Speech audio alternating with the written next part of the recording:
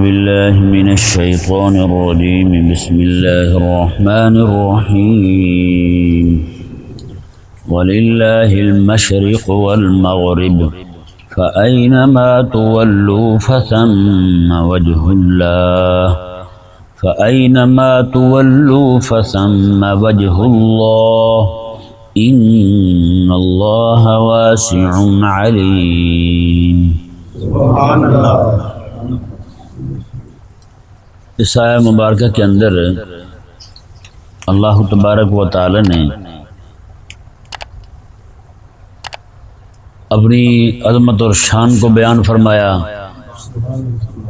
اور ساتھ ساتھ قبلہ جو ہے اس کے متعلق بڑے سارے لوگ مسئلہ کھڑا کرتے تھے. یہودی، کیونکہ یہودی جو ہیں وہ بھی بیت المقدس کی طرف منہ کر کے نماز پڑھتے ہیں، اور نصرانی بھی، جیسے ان کا مذہب اب تو ویسے چھوڑ گئے، ملحد ہو گئے ہیں ان میں اکثر، تو وہ اسی طرح اسے ہی اپنا قبلہ مانتے تھے. تو شروع میں اہل اسلام، آقا علیہ السلام اور آپ کے صحابہ جو ہیں وہ بھی ادھر ہی منہ کر کے نماز پڑھا کرتے تھے.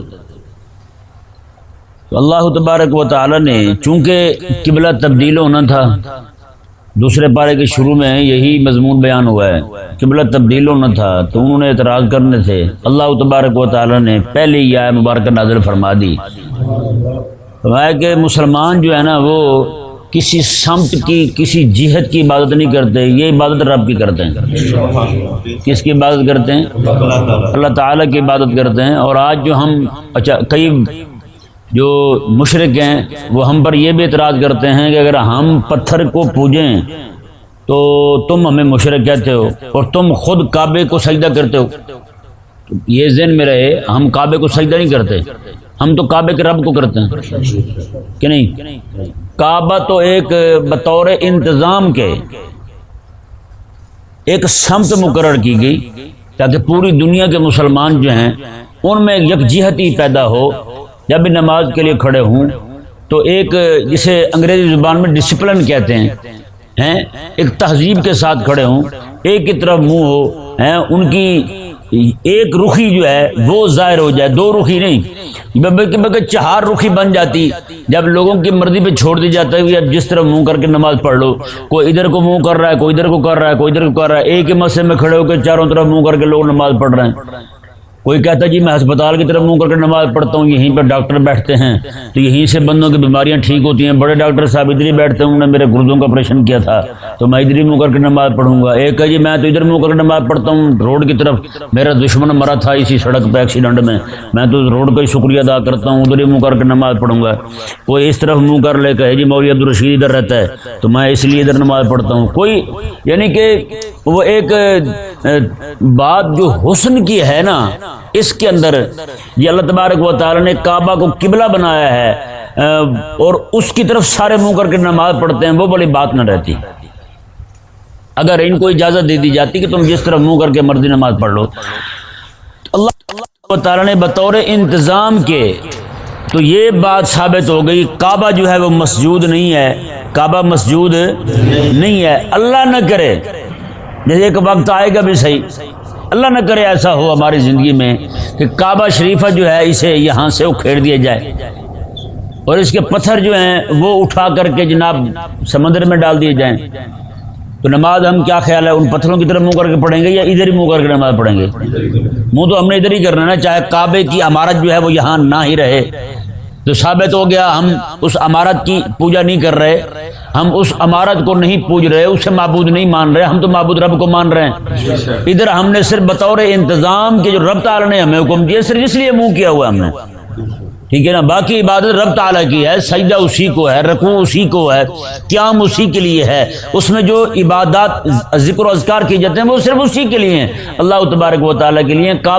کعبہ شریف جو ہے، کعبہ مشرفہ، یہ ایک قبلہ ہے. قبلہ کہتے ہیں مرکز توجہ کو، جی ہم نے صرف توجہ ادھر کی ہے، باقی جو ہے عبادت کس کے لیے ہے، وہ صرف اللہ تعالیٰ کے لیے. کریم آقا علیہ السلام کا فرمان شریف ہے، آقا علیہ السلام نے ارشاد فرمایا کہ قیامت کے قریب آقا علیہ السلام نے خود فرمایا میں اپنی آنکھوں سے دیکھ رہا ہوں، حضور نے میں اس وقت فرمایا حضور نے میں دیکھ رہا ہوں کہ کالے رنگ کا بندہ پتلی پتلی پنڈلیوں والا وہ آ کے کعبے کو گرا رہا ہے. کعبے کی ایک ایک اینٹ کر کے وہ کھیڑ رہا ہے، تو اس وقت بھی تو جو مسلمان ہوں گے جو اتنا قابو نہیں کر سکیں گے کہ اس ذلیل کو ہٹا لیں وہاں سے، کعبہ شریفہ کی حمایت کر سکیں، کمزور ہوں گے لوگ، تو اس وقت بھی تو لوگ جو ہیں وہ نماز پڑھیں گے، تو کس طرح منہ کر کے نماز پڑھیں گے؟ اسی کی طرح منہ کر کے نماز پڑھیں گے، سم تو وہی رہے گی نا جی۔ اچھا کیا یہ مشرک جو ہیں ان کا بت نیچے پڑا ہو اوپر کھڑے ہو کے پڑھ لیتے ہیں نماز؟ نہیں نہ کرتے نماز، یعنی سجدہ جو بھی کرتے ہیں ماتھا ٹیکنا کہتے ہیں اسے، وہ کر لیتے ہیں، نہیں نہ کرتے۔ لیکن ہمارے ہاں کیا ہے، ہمارے ہاں کعبہ جو ہے نا وہ ایک عمارت کا نام، قبلہ جو ہے اس عمارت کا نام نہیں ہے، کعبہ تو وہ عمارت ہے، قبلہ عمارت کا نام نہیں ہے، کہ نہیں سمجھے؟ اس جہت کا نام ہے، اس سمت کا نام ہے۔ جیسے لوگ جہاز پہ پھرتے ہوتے ہیں تو نماز کیسے پڑھتے ہیں؟ یہی سوال کیا تھا نا حضرت امام ابو حنیفہ رضی اللہ تعالیٰ نے آقا علیہ السلام سے، صحابی سے، ان سے پوچھا جی یہ فرمائے کہ بندہ نہ زمین پہ ہو نہ آسمان میں ہو، نماز پڑھے تو کیسے پڑھے ہیں؟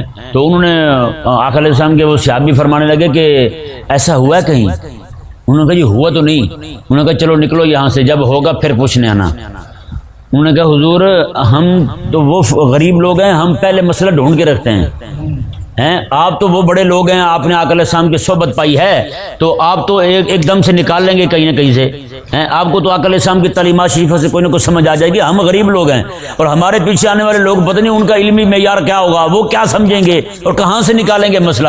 تو حضرت امام اعظم ابو حنیفہ رضی اللہ تعالیٰ عنہ، جہاز تو اب آیا یار انگریز کا، سبحان اللہ، قربان جائیں یار، یہ ہے اسلام کی شان۔ سبحان اللہ۔ اسلام جو ہے نا وہ علم الوسائل کی طرف زور نہیں دیتا، علم الوسائل کی طرف زور نہیں دیتا۔ علم الوسائل روٹی کمانے کا علم، روٹی بھی کماؤ، لیکن اسلام یہ بتائے گا یہ حلال ہے یہ حرام ہے، مسائل بتائے گا۔ اسلام علم الوسائل نہیں، علم المسائل دے گا آپ کو۔ کیا دے گا؟ علم المسائل دے گا۔ یہ آپ کی بہن ہے، یہ آپ کے لیے اس کے ساتھ نکاح حرام ہے، یہ آپ کا ابا ہے، ابا بیٹی کے ساتھ نکاح نہیں کر سکتا، یہ حرام ہے۔ یہ شراب ہے، یہ شراب حرام ہے، پی کے تم ٹون ہو جاؤ گے، مستی چڑھ جائے گی، تمہیں خرابیاں کرتے پھرو گے، اپنے گردے بھی خراب کرو گے، اپنی طبیعت بھی خراب کرو گے، نہ پیو تم، یہ حرام ہے۔ اسلام جو ہے نا وہ شراب بنانے کے طریقے نہیں سکھاتا، کہ نہیں سمجھ آیا مسئلہ؟ ہاں اسلام جو ہے اس سے بچنے کے طریقے سکھاتا ہے، علم المسائل سکھاتا ہے، اور آگے اسلام جو ہے علم الفضائل سکھاتا ہے۔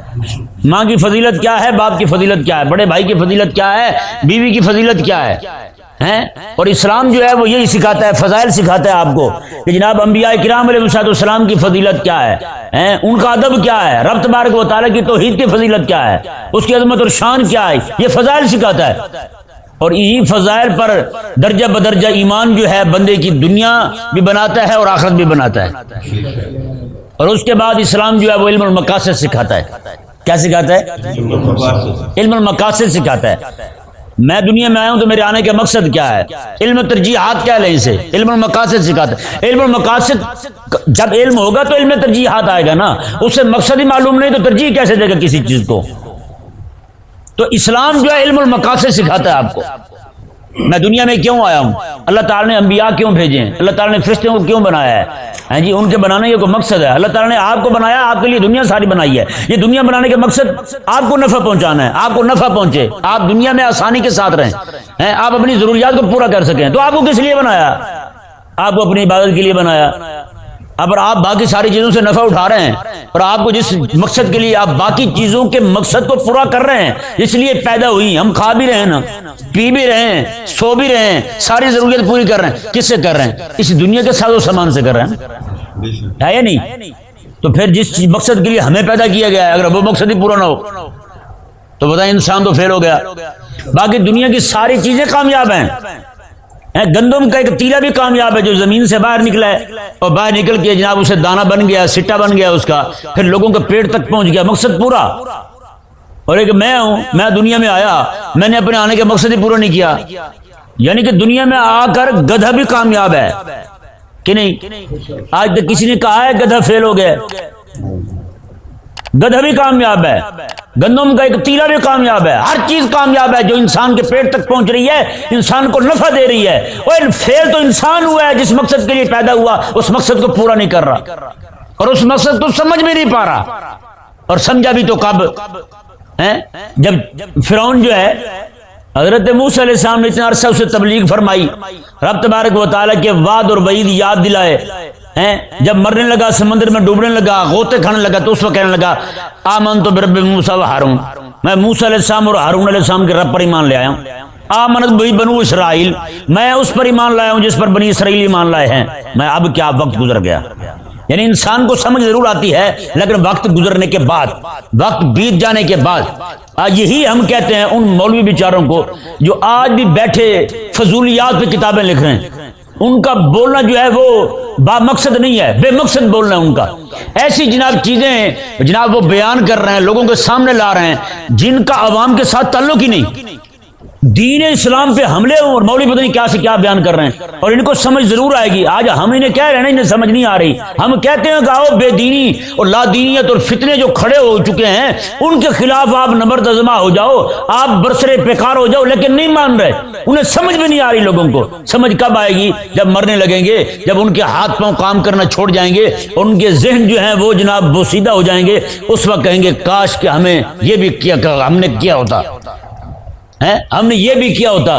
تو اس وقت زندگی میں آپ کے کاش بڑھ چکا ہوگا اور زندگی آپ کی ختم ہو چکی ہوگی، آپ کی زندگی ہچکولے لے رہی ہوگی، آپ کی ہڈیاں بوسیدہ ہو چکی ہوں گی، کمر جواب دے چکی ہوگی، دماغ آپ کا بالکل معاف ہو چکا ہوگا۔ اس وقت آپ سے کچھ بھی نہیں ہوگا، ہاں بیٹھ کے صرف کاش پڑھتے رہیں کاش ہم نے کیا ہوتا۔ تو یہ حقیقت والی بات ہے۔ میں جب سوچتا ہوں اتنا حیران ہوتا ہوں، اتنے باصلاحیت لوگ جو ہیں انہوں نے اپنا بیڑا غرق کر لیا ہے۔ بہت کچھ کر سکتے تھے وہ لوگ، اتنی اللہ تبارک و تعالیٰ نے انہیں علم عطا فرمایا، فہم عطا فرمایا، لیکن انہوں نے کیا کیا؟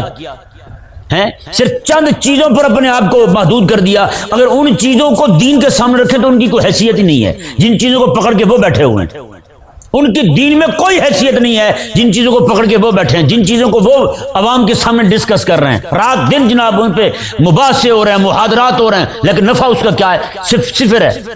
دین کو کوئی نفع نہیں ان کے کام کا۔ تو بھائی علم المقاصد جو ہے یہ ایسے نہیں، اللہ تبارک و یہ قرآن سے ماخوذ ہے۔ علم الوسائل کو دیکھیں آپ، علم الفضائل کو دیکھیں آپ، علم المسائل، علم الفضائل، علم المقاصد، یہ تینوں علوم جو ہیں، یہ تینوں کے تینوں علم جو ہیں یہ قرآن سے ماخوذ ہیں، رسول اللہ علیہ السلام کے فرمان حدیث شریف سے ماخوذ ہیں۔ باقی رہا مسئلہ علم الوسائل کا، روٹی کمانے کا، وہ تو روٹی کمانے کا جو گور امریکہ میں سکھایا جاتا ہے وہی ہندوستان کے مشرکوں کو سکھایا جاتا ہے، وہی ہندوستان کے مسلمانوں کو سکھایا جاتا ہے، وہی ہندوستان کے چوڑوں کو اور قادیانیوں کو سکھایا جاتا ہے، وہی پاکستان میں چاروں پانچ مذہب جتنے بھی پاکستان میں پائے جاتے ہیں، یعنی یہودی، نصرانی، مشرک، بدھو اور مسلمان جو ہیں سب کو یہی سکھایا جاتا ہے روٹی کمانے کا طریقہ کیا ہے، اور اصول ایک ہی ہوگا، اصول ایک ہی ہوگا۔ اس سے ثابت کیا ہوا کہ یہ علم جو ہے علم الوسائل، روٹی کمانے کا علم، وہ تو ہندو سے بھی آ جائے گا، آپ کو مشرک سے بھی آ جائے گا، کافر سے بھی آ جائے گا، یہودی نصرانی سے بھی آ جائے گا۔ اور یہ علم تین جو ہیں، علم المسائل، فضائل اور علم المقاصد، یہ علم جب ہے رب کا تو رب کے بندوں کے پاس سے ہی آئے گا نا بھائی، اور جب علم رب کا ہے، آپ سکول کے باہر لے کے کھڑا کر دیں جناب علم پڑھنا فرض ہے، تو بھئی یہ کون سا فرض ہے؟ جب نماز ہندو، مشرک اور یہودی نصرانی پہ فرض نہیں ہوئی تو یہ کون سا فرض ہے جو سب پہ فرض ہو گیا ہے؟ جو بچہ بیچارہ بھی بول نہیں سکتا اس پہ بھی فرض ہو گیا ہے۔ اسی کو چھوٹے سے بچے کو اٹھا کے جو اپنی ٹٹی پوٹی نہیں سنبھال سکتا اسے بھی سکول چھوڑاتے ہیں، وہاں آیا رکھی ہوتی ہے بچوں کو استنجے کروانے کے لیے۔ تو یہ حیران کون بات ہے یا نہیں؟ چھوٹے سے بچے جو بول نہیں پاتا اس پہ یہ کیسے فرض ہو گیا بھائی؟ نکاح کے مسائل اس پہ فرض ہو رہے ہیں جب نکاح کرے گا، طلاق کے مسائل سکھا رہے ہیں نکاح سیکھنے کے، نکاح کرنے کے بعد یہ نکاح کرے گا تو اس وقت طلاق کے مسائل بھی سیکھنا فرض ہے اس پر، اور باقی جتنے مسائل ہیں تجارت کرے گا اس کے مسائل سیکھنا فرض ہے۔ جب تجارت کرے گا، وہ منڈی میں جا کے بیٹھے گا تب اس میں سیکھنا فرض ہو جائے گا بھئی کیسے کس کو سودا دینا ہے، یہ سارے مسائل سیکھنا تب فرض ہوگا جب وہ کام شروع کرنے لگے گا۔ تو یہ کون سا ایسا علم آ گیا ہے جو بچہ ابھی تک اپنا پیشاب بھی نہ سنبھال سکے اس میں سیکھنا فرض ہو جاتا ہے؟ چھوٹے سے بچے کو اٹھا کے سکول چھوڑاتے ہیں، اس چھوٹے سے بچے کو اٹھا کے مسجد نہیں پہنچاتے، قرآن پڑھنے کے لیے نہیں پہنچاتے، ہے یا نہیں ایسا؟ لیکن وہ سیکھنا فرض ہو جاتا ہے۔ یہاں ہمارے پاس بچے پڑھتے ہیں، ایمانداری والی بات ہے، کبھی ان کے ابو نے آ کے پوچھا بھی نہیں بچے صحیح پڑھ رہے ہیں یا نہیں پڑھ رہے، وہاں لائن لگی ہوتی ہے، ان کی اماں بھی پہنچی ہوتی ہے، ابا بھی پہنچا ہوتا ہے، وہاں چھٹی لینی ہو تو پہلے درخواستیں دیتے ہیں، چھٹی دے دیں جی. یہاں کیا ہوتا ہے چھٹی کر کے چلے جاتے ہیں، بعد میں آ کے جناب وہ بتا رہے ہوتے ہیں وہ بھی ابا نہیں آئے گا، لڑکے کو کہیں گے تو خود ہی کہہ دیں ان کو میں چلا گیا تھا کہیں. آج تک نہیں پوچھا ان کے باپ والدین نے بچہ ہمارا کیسے پڑھ رہا ہے. بتائیں یار کتنا ہم نے دین کو اہمیت دی ہے، کیا سمجھا ہم نے دین کو، بتائیں. اللہ تبارک و تعالیٰ سمجھنے کی توفیق عطا فرمائے. اچھا وہ بچہ جو بیچارہ بول نہیں سکتا اس کی فیس بھی 10,000 ہے. کیسا علم ہے یار تمہارا. وکیل کے پاس آپ چلے جائیں، آپ صرف اس سے بات پوچھ لیں میرا یہ مسئلہ ہے، آپ نکلنے لگے 5,000 رکھ مشورہ لیا تو نے، مشورہ مفت تھوڑا ہوتا ہے. آپ جج کے پاس چلے جائیں وہاں بھی پیسے رکھیں. ہاں آپ چلے جائیں ماسٹر کے پاس، بچہ ٹیوشن پڑھنے آئے گا فیس نکالیں جی. سکول چلے جائیں فیس نکالیں جی. ہے یا نہیں ایسا؟ ہر ایک کے پاس فیس چلتی ہے. لیکن رسول اللہ علیہ السلام کا دین ہی ہے، جیسے میرے آقا علیہ السلام نے مفت پڑھایا ہے، آج تک حضور کا دین مفت ہی پڑھایا جا رہا ہے یا نہیں؟ تو پھر علم میں کسے مانوں یار، بتائیں. وہ تو علم نہیں ہے، وہ تو صرف تجارت ہے. دو اور لو، پیسے پھینک کے مزہ اٹھاؤ، چس چکو، وہی ہے نا، اور تو کچھ بھی نہیں ہے یار. اور اوپر سے یہ ہمیں کہتے ہیں مولوی کنویں کے مینڈک ہوتے ہیں، مولوی کنویں کے مینڈک ہوتے ہیں، نعوذ باللہ من ذالک. یہ الفاظ بولتے ہیں، کہتے ہیں 1400 سال کی رٹی ٹائپ باتیں کر رہے ہیں. آپ تنوع دیکھیں اور آپ جو ہے نا وہ کثیر الجہتی دیکھیں، کالجوں میں یونیورسٹی میں پائی جاتی ہے. میں نے کہا یار یہ بتائیں ایک لڑکا جو ہے اپنے پروفیسر سے اختلاف کر سکتا ہے؟ ابھی کل ہی میرے پاس ایک بچہ بیٹھا ہوا تھا، میرا شاگرد ہے، وہ بیٹھا ہوا تھا، اس کے ساتھ بات ہو رہی تھی. میں نے کہا یار آپ یہ بتاؤ امام ابو حنیفہ رضی اللہ تعالیٰ عنہ، میں نے کہا یہ اختلاف کے آداب صرف اسلام میں، اختلاف کی اجازت آپ کو صرف اسلام میں ملے گی، کسی اور میں نہیں. امام ابو حنیفہ رضی اللہ تعالیٰ عنہ سے امام ابو یوسف رضی اللہ تعالیٰ نے بہت سارے مسائل میں اختلاف کیا ہے. امام ابو ظفر جو ہے وہ تو ہر بات میں اختلاف کرتے ہیں، کہیں جا کے اکٹھے ہوئے ہی نہیں، ہر بات میں اختلاف. امام محمد رضی اللہ تعالیٰ نے وہ اختلاف کرتے ہیں اپنے استاد سے امام ابو حنیفہ سے. امام ابو حنیفہ رضی اللہ تعالیٰ کے شاگرد امام شافعی رضی اللہ تعالیٰ عنہ، امام شافعی رضی اللہ تعالیٰ کو امام محمد سے اتفاق ہی نہیں ہوا. انہوں نے اپنے نئے اصول مرتب کیے. انہوں نے کہا استاد جی جو آپ کے استدلالات ہیں اپنے پاس رکھیں، میں اپنے نئے جو ہے اصول وہ ترتیب دوں گا. بتائیں جی یہ تنوع ہے یا نہیں اسلام میں؟ مذہب میں تنوع ہے یا نہیں؟ دین میں نہیں، مذہب میں تنوع ہے.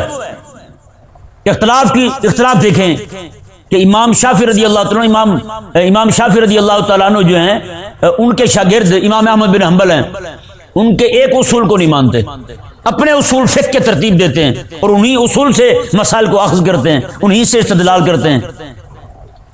امام بخاری رضی اللہ تعالیٰ عنہ استاد ہے امام مسلم کے، امام بخاری استاد ہے امام مسلم کے. سمجھ نہیں آ رہی؟ امام بخاری استاد ہے امام مسلم کے، اس کے باوجود امام بخاری رحمۃ رضی اللہ تعالیٰ عنہ کی ایک روایت بھی امام مسلم نے اپنی کتاب میں نقل نہیں کی ہے. استاد ایک بات بھی نقل نہیں کی اپنی کتاب میں، ایک روایت بھی نقل نہیں کی. کیوں؟ ان کے اصول الگ تھے حدیث لینے کے، ان کے اصول الگ تھے حدیث لینے کے. تو آپ بتائیں یہ مینڈک کہاں تیار ہوتے ہیں؟ مینڈک کو ڈڈو تم ہو. ایک لڑکے نے مجھے خود کہا، اس نے کہا، میں نے کہا جی آپ کو اجازت ہوتی ہے لیکچرار سے پروفیسر سے اختلاف کرنے کی؟ وہ کہتا ہے کوئی بات کہہ دے اسے اختلاف کر دیں تو اندر دشمنی پال جاتا ہے، بعد میں پھر لڑکے کے نمبر ہی نہیں آتے، لڑکے کہتے ہیں ذلیل ہو جاتے ہیں پھر. ہاں جی ہے ایسا نہیں، آپ پڑھتے رہے کالج میں یونیورسٹی میں، ہاں ہے نا ایسا. تو بتائیں بھائی ہمیں مینڈک کہتے ہو؟ تم وہ مینڈک ڈڈو تم ہو، ہم نہیں ہیں.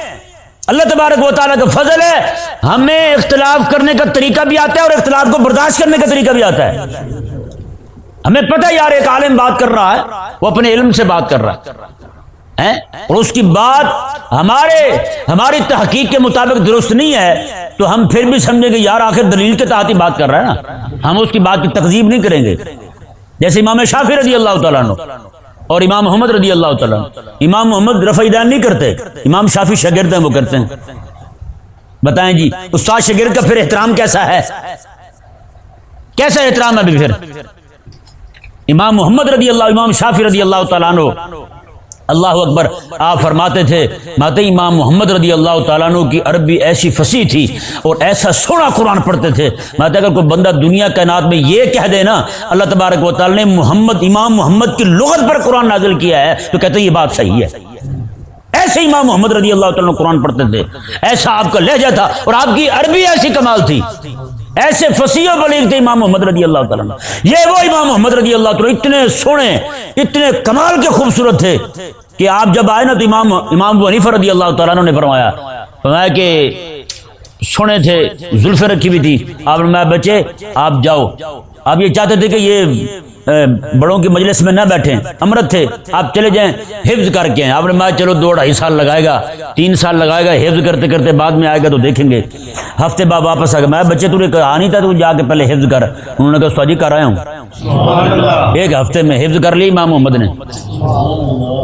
آپ میں جا پھر زلفیں کٹوا کے, اپنی زلفیں رکھی ہوئی تھی, زلفوں میں بڑے خوبصورت لگتے تھے. میں جاؤ زلفیں کٹوا کے آؤ. زلفیں کٹوانے گیا, واپس آئے تو امام ابو یوسف نے کہا استاد جی یہ چاند پہلے بدلیوں میں چھپا ہوا تھا باہر آ گیا ہے, یعنی اب مزید حسن ان کا نکل کے آ گیا ہے. تو امام ابو حنیفہ رضی اللہ نے فرمایا کہ میرے پیچھے کھڑے ہو کے سبق سنا کر پیچھے کھڑے ہو کے سبق سنتے رہے. ایک دن دھوپ کا سایہ پڑا نا تو ایسے جناب نظر آئے کوئی داڑھی والا بندہ. میں یہ کون ہے؟ انہوں نے کہا جی یہ محمد ہے. اور میں اگر محمد ہے تو پھر سامنے آ جاتے ہیں. اتنے عرصے تک سامنے نہیں آنے دیا امام ابو حنیفہ رضی اللہ تعالیٰ نے.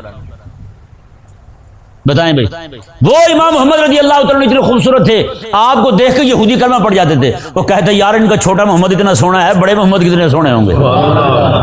بتائیں امام محمد رضی اللہ تعالیٰ کی کتاب لکھی ہوئی آپ کی فقہ پر, یہودی دیکھ کے کلمہ پڑھ کے مسلمان ہو گیا. اس نے کہا کیا ہوا؟ اس میں تو توحید کے مسائل بھی نہیں تھے, اس میں تو استنجے کے, نماز کے آداب, روزے کے, اس طرح کی چیزیں بیان ہوئی تھی, تو آپ نے کلمہ کیسے پڑھ لیا؟ اس نے کہا میں تو اس کی فصاحت اور بلاغت دیکھ کے دنگ رہ گیا. میں نے کہا یہ چھوٹے محمد کی لکھی ہوئی ایسی کتاب خوبصورت ہے تو بڑے محمد جب بولتا ہوگا تو وہ کیسے بولتا ہوگا؟ تو بھائی یہ صرف اور صرف اختلاف کے آداب, آپ کو اختلاف کرنے کی وسعت جو ہے آپ کو صرف علماء میں نظر آئے گی اور کہیں بھی نظر نہیں آئے گی. یہ اختلاف علماء کے بحث مباحثہ ہوتا رہتا ہے, لیکن آپ کو نہیں پتا بحث مباحثے کے باوجود بھی ان کے دلوں میں احترام ہوتا ہے علماء کا. ہاں ایک دوسرے کے ساتھ ادب سے پیش آتے ہیں. لیکن یہ تو بات بھائی یہ تو اندر کے خنزیر ہیں, یہ تو اندر کے کمینے ہیں. یہ تو جناب دشمنی پال لیں کسی سے تو مجال ہے جناب, پھر اس بچے کو تو فیل ہی کر کے چھوڑیں گے, وہ بچہ پھر کامیاب نہیں ہو سکتا. لیکن یہاں کیا ہے, اللہ اکبر کبیرہ. یہاں امام بخاری رضی اللہ تعالیٰ عنہ کے شاگرد امام مسلم ایک روایت نہ لیں اپنے استاد کی اپنی کتاب میں, اور ادب بھی دیکھیں کیسا ہے. ہمارے ائمہ جو ہے نا, دوسرے ائمہ کے جب شہر میں جاتے تھے جہاں وہ حدیث کا درس دیا کرتے تھے ان جگہوں کو بھی چومتے تھے. کہتے یہاں امام نبوی رضی اللہ تعالیٰ نے بیٹھ کے رسول اللہ کی حدیث سنائی ہے. یہ ادب اور احترام کا رشتہ جو ہے نا آپ کو صرف اور صرف علماء میں نظر آئے گا اور دین داروں میں رسول اللہ علیہ السلام کے غلاموں میں نظر آئے گا, بس اور کہیں بھی دکھائی نہیں دے گا.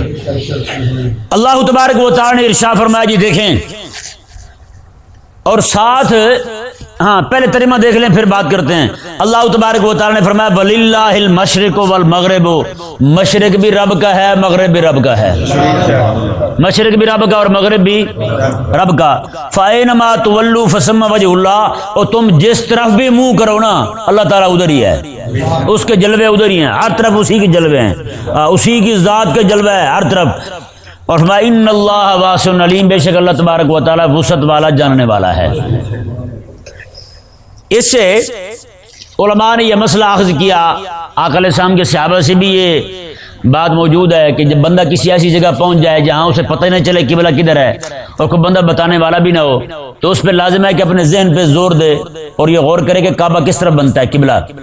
جو کچھ اس کے ذہن میں ہے نا ادھر ہی منہ کر کے نماز پڑھ لے, ادھر ہی منہ کر کے نماز پڑھ لے. اب بتائیں جی اسلام کی چھوٹ کیسی ہے اور جمہوریت کی لعنت کیسی ہے؟ آپ چلے جائیں جا کے کہیں جی میں بل نہیں دے سکتا, کہتے ہیں چل ٹھیک ہے بندے آ رہے ہیں میٹر اکھیڑنے کے لیے, تیرا کیسا ہے اب اس بندے نے کہا مولا مجھے کعبے کی سمجھ نہیں آ رہی. رب تعالیٰ نے میں تو غور کر کدھر تجھے سمجھ آتی ہے. کہتا ہے مولا ادھر آتی ہے. میں چل پڑھ نماز, ادھر منہ کر کے پڑھ لے. ایک کہتا اس نے ادھر منہ کر کے نماز پڑھی, بعد میں ذہن میں آیا قبلہ تو اس طرف ہے, اس نے ادھر منہ کر کے نماز پڑھی. ابھی ایک ہی رکعت پڑھی تھی, اس نے کہا ہو وہ تو ادھر ہے.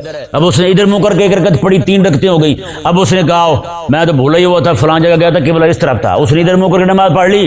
اب عرض گزار ہوا مولا کیا کروں, 4 رکعتیں ہیں, چاروں طرف پڑھ بیٹھا ہوں, قبلہ تو ایک طرف ہے, ایک رکعت ہی ہوئی نا, 3 تو نہیں. میں نہ تیری 4 ہی ہو گئی ہیں, تیری 4 ہی ہو گئی ہیں.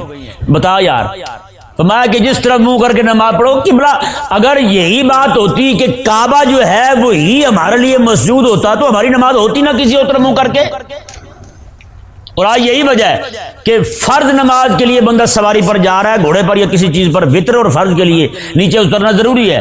نوافل ہیں سنتے ہیں, وہ ساری کی ساری آپ گھوڑے پر بیٹھ کر, گدھے پر بیٹھ کر, گاڑی پر بیٹھ کر آپ پڑھ سکتے ہیں. آپ کا منہ جس طرف مرضی ہو آپ کو اجازت ہے پڑھنے کی, جس طرف مرضی منہ ہو آپ پڑھ سکتے ہیں. اچھا ٹرین میں سفر کرتے ہیں ہم, بعض لوگ جو ہیں وہ بغیر کسی عذر کے بھی بیٹھ کے نماز پڑھ رہے ہوتے ہیں, اور جس طرف منہ آ جائے ادھر منہ کو نماز پڑھ رہے ہوتے ہیں. بھائی ٹرین کو گھوڑے پر قیاس نہیں کر سکتے.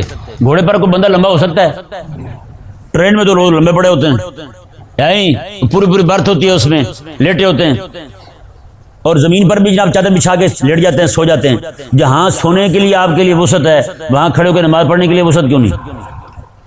ہاں بوڑھا بندہ ہے, بالکل کمزور ہے, یہ نہ وہ کھڑے ہو کر نماز پڑھنے لگے, بعد میں ہڈیاں ٹوٹ جائیں, من کا توڑا کے بیٹھا ہو, بعد میں اسے اٹھا کے ہسپتال لے جا رہے ہو, ایمبولینس میں بابا آ رہا ہو, کہتے بابا اچھا بلا گیا تھا ٹرین پہ چڑھنے کے لیے ہیں, اب وہاں سے واپس بابا ایمبولینس میں آیا, اس کا من کا ٹوٹ گیا ہے. تو نہیں بھائی, بوڑھا بندہ جو ہے جسے پتا بھی میں چکر آ جائیں گے یا ٹرین اوپر نیچے ہوئی پٹڑی تو میں نیچے گر جاؤں گا, یہ نہ ہڈی توڑوا بیٹھوں, تو اس کے لیے تو اجازت ہے وہ بیٹھ کے پڑھے, بلکہ ضروری ہے اس کے لیے وہ بیٹھ کے پڑھے نماز. جوان بندہ ہے, اپنے آپ کو سنبھال سکتا ہے, تو وہ بندہ کھڑا ہو کے نماز پڑھے ہیں, اور قبلے کی طرف منہ کر کے نماز پڑھ سکتا ہے تو فرائض میں منہ کرے, قبلے کی طرف, واجبات میں بھی منہ کرے, نوافل سننے میں بھی منہ کرے. اگر نہیں ممکن رہا تو پھر جس طرح منہ بنے اس کا ادھر ہی منہ کر کے نماز پڑھ لیں. کئی ایسے خدا کے بندے ہیں وہ کہتے ہیں یہ ٹرین میں نماز نہیں ہوتی. تو بھائی جب فرض کا وقت آیا ہے, ان کے لیے میں کہہ رہا ہوں, جب فرض ادا کرنے کا وقت آیا ہے تو کم از کم فرض تو ادا کرو. جیسا کیسا ہو سکتا ہے, ادا کر کے رب کی بارگاہ میں عرض کرو مولا مجھ سے یہی بن پڑا تھا, میں نے ادا کر لیا ہے. اب جب اتر جاؤ گے وہاں سے تو پھر جا کے دوبارہ پڑھ لینا, مولا وہ میری قاصر نماز تھی, قصر تھی نماز, کوتاہی والی نماز, قصر مطلب کوتاہی والی نماز تھی, اب میں کامل ادا کر رہا ہوں, مولا وہ بھی قبول کر لے اپنے فضل سے, یہ بھی قبول کر لے. تو کیوں نہیں ایسا ہو سکتا یار؟ تو میں ایک سفر میں تھا تو 3-4 مولوی میرے ساتھ تھے, وہ سارے بیٹھے ہی رہے, نماز ہی نہیں پڑھی انہوں نے, ایسے بیٹھ رہے. میں نے کہا نماز, وہ کہتے نماز ہوتی نہیں اس میں. میں نے کہا یار چلو کم از کم منہ تو بناؤ نمازیوں والا. جب ایک عورت کو حکم ہے کہ خاص ایام عورت کے آ جائیں تو نماز کے وقت نماز اتنی دیر مصلی پہ بیٹھے تاکہ اس کی عادت نہ بگڑے. تو میں نے کہا آپ کی جو عادت بگڑ سکتی ہے نا, آپ کیوں ایسے بیٹھے رہے؟ کم از کم نماز تو پڑھتے آپ. اور یہ مسئلہ بھی آپ ضمناً سن لیں, ضمناً آ گیا تو میں اس لیے بیان کر رہا ہوں. کوئی بندہ کسی ایسی جگہ چلا گیا, کسی گھر میں جا کے مہمان ٹھہرا, اب رات کو اس پر غسل واجب ہو گیا. اب اگر صبح غسل کرتا ہے تو لوگوں میں بدگمانی ہوگی, اس بے شرم نے پتہ نہیں ہماری کسی عورت کے ساتھ چھیڑ چھاڑی نہیں کی, اور رات کو یہ غسل کر رہا ہے صبح اٹھ کے. اسلام دیکھیں عزتوں کو کیسا دفاع کرتا ہے. ہاں عزت ہے نا, وہ صرف اسلام کے دامن میں, بس اس کے علاوہ کہیں عزت نہیں ہے. ایسے لوگ پاگل ہو جھلے ہوئے پڑے, لٹو ہو گئے جناب کفر پر. اب اہل اسلام نے کیا فرمایا, علماء نے فرمایا کہ وہ کیا کرے, وضو کرے, وضو کرنے کے بعد نماز کی نیت نہ کرے, ایسی نمازوں جیسی شکل بنا کے رکوع کرتا رہے, سجدہ کرتا رہے, انہیں یہی یقین دلایا کہ میں نماز پڑھ رہا ہوں, انہیں یہی پتہ لگا کہ یہ نماز پڑھ رہا ہے. میں کہ یہاں عزت بچائے, جب اسے یہاں سے نکل جائے پھر جا کے غسل کرے اور نماز پڑھے. بتائیں, اسے کہتے ہیں تشبہ بالمصلین, مصلیوں جیسی تشبہ اختیار, مصلی نمازی کو کہتے ہیں, لیکن ہمارے ہاں مصلی چونکہ کسی اور کو کہتے ہیں تو مصلین صاد کے ساتھ نمازیوں کو کہتے ہیں. سمجھ آیا نا مسئلہ؟ تو رب تبارک و تعالی نے کیا ارشاد فرمایا, وَلِلَّهِ الْمَشْرِقُ وَالْمَغْرِبُ, میں جس طرف تمہارا منہ ہو نماز پڑھ لو. اللہ تبارک و تعالی جو ہے وہ ادھر ہی ہے, ہیں، یعنی عبادت رب تبارک و تعالیٰ کی ہے، تو پھر جس طرح منہ ہو کے نماز ہو جائے گی تمہاری۔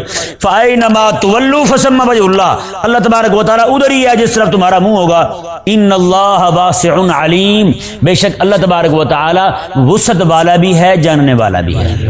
تمہارا جس طرح بھی منہ ہوگا نا، اللہ تعالیٰ جانتا ہے تم کس کے لیے عبادت کر رہے ہو، ہاں تمہارا جھکنا کس کے لیے ہے، تمہارا رکوع کس کے لیے ہے، تمہارا سجدہ کس کے لیے ہے۔ تو میں اس لیے پریشان ہونے کی ضرورت نہیں ہے، جس طرح بھی منہ کر کے نماز پڑھ لو گے تمہاری نماز میں قبول کر لوں گا۔ اللہ تبارک و تعالیٰ سمجھنے کی توفیق عطا فرمائے۔